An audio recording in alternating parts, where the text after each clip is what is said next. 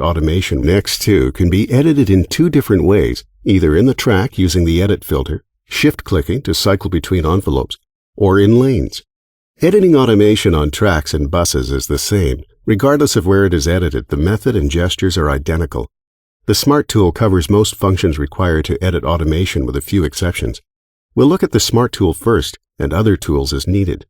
Single nodes are added by left-clicking on an envelope. Nodes can also be added at selection boundaries. Select the region by click-dragging in the lower third of the envelope lane, then move the cursor to the top third and Control-click to insert nodes at a selection and edit the envelope at the same time. First, click-drag in the lower half of an envelope to select a region and then move the cursor to the top third of the lane. The cursor changes to a level edit graphic. Click-drag up or down to insert the nodes and adjust the level, all in one click and drag gesture.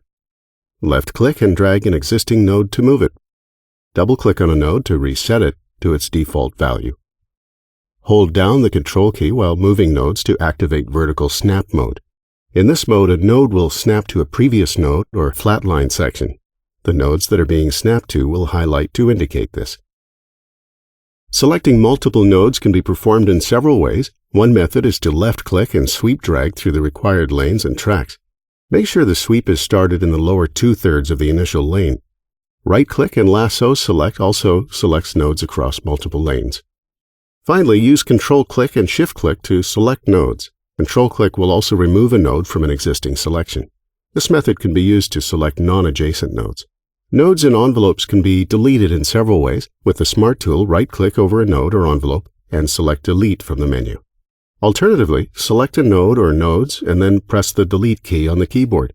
Alternatively, press F10 to select the Erase tool and then click Sweep over nodes to delete them. Press F5 to return to the Smart tool. Once nodes are selected, they can be drag-moved as required, including across multiple lanes and tracks. To move a line segment, hold down the Control key and click-drag the segment. The line segment shape can be changed as required. Right-click over a segment and choose the shape from the menu. The default is linear, but choose from Jump, Slow Curve, or Fast Curve. Alternatively, switch to the Edit tool from the toolbar and hold down the Control key while moving the cursor up and down. The segment changes shape. To move the whole envelope and all nodes, press Ctrl plus Shift plus A to deselect all nodes.